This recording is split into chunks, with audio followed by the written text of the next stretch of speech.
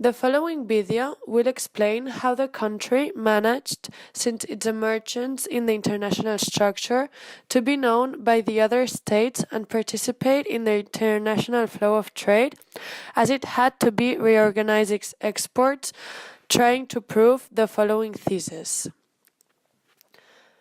The country of Mexico had to restructure politically and economically their international influence since their independence because they couldn't and wouldn't follow the path that Spain had drawn for them anymore, even though having been a colony of what had been the first world potency in the 16th century.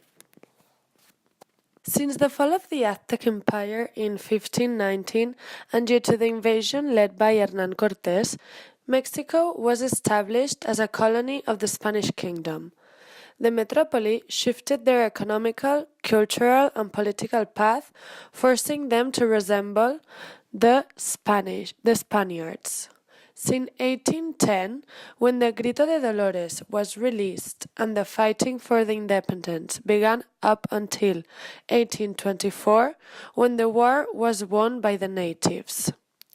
Mexico had to start their economical and political path again, as it wouldn't be led by the Spanish crown anymore. One of the most important challenges this new state faced was achieving the international recognition. In December 1835, the new constitution was adopted, also known as las Siete Leyes. One of the first ministries they created was the Foreign and Interior Affairs. They created a commission in pursuance of designing the foreign policy strategy they were going to follow. They decided to divide the strategy in 4 categories. First one, natural relations, which include all neighboring states and also England and Russia. The second one, dependence relation, with the still Spanish colonies. Third one, necessity relations with Rome or the Holy See. And the fourth one, political relations with Spain and France. Apart from Spain, they had no special priorities, which show their inexperience on foreign politics. Their main objective was to gain Spain recognition, as it was their former metropolis. As said before, when Spain rejected the Convention of Córdoba, the strategy had to change in order to gain power in the new world order that was shaping at the time. This new strategy settled their efforts on seeking the recognition from United States and England. Moreover, Mexico wanted to prepare the San Juan de Ulúa for recapture, which was still under Spanish forces. After the storming of San Juan Ulúa in 1825, when Mexico gained again the territory, and with the restoration of King Fernando VII as an absolute monarch in Spain, the conciliation tryouts were almost out of the table. As some colonies started to gain independence from their metropolis, such as Haiti from France, Mexico decided to promulgate a law where it said that it would not listen any proposition coming from Spain, but if there was the full recognition of the Republic of Mexico. This law was approved the 11th May 1826. Finally, the 26th December 1836, Spain and Mexico signed the Tratado Definitivo de Paz y Amistad, where Spain recognized Mexico as a fully independent country under the regime of a republic. Another key foreign relations strategy was with the Holy See. For Mexico, it was very important as they declared themselves as a Catholic state and they needed the recognition of the maximum authority of the Christianity. At that time, the Holy See was ruled by Pope Pius VII, who had very strong relations with Spanish monarchs. That's why he never recognized them as a fully independent country. It was not after 1831 when Pope Gregory XVI appointed 13 Mexican bishops and afterwards recognizing the state as a fully independent one. That created a huge hostile relation between the Holy See and Spain. The main product New Spain exported was silver, as it was the only product they had that could be exported in large quantities. During the colonized period, New Spain also had another trade partners as the Far East. In addition, New Spain imported various luxury products from countries such as China and India, like silk and different spices, in exchange with the silver they produced. However, these trade relations ended some years after the Mexican independence.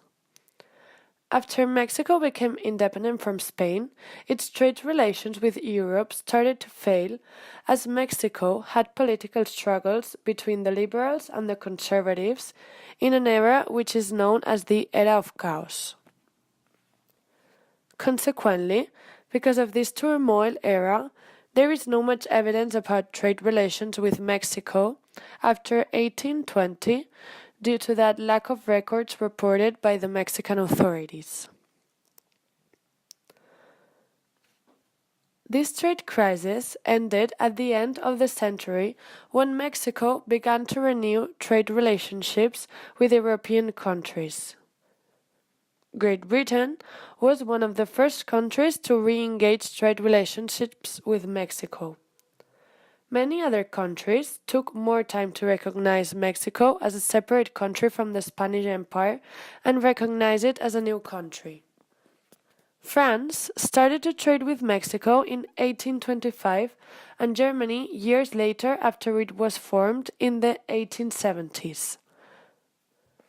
As the Mexican historian Sandra Kuntz quotes in her book El comercio exterior de México en la era del capitalismo liberal, since the independence of the Ibero-American colonies, the vacuum left by Spain had been fought over by three major trading powers of the time, so that it isn't unsurprising that they would strive to acquire a major stake in Mexico's external trade.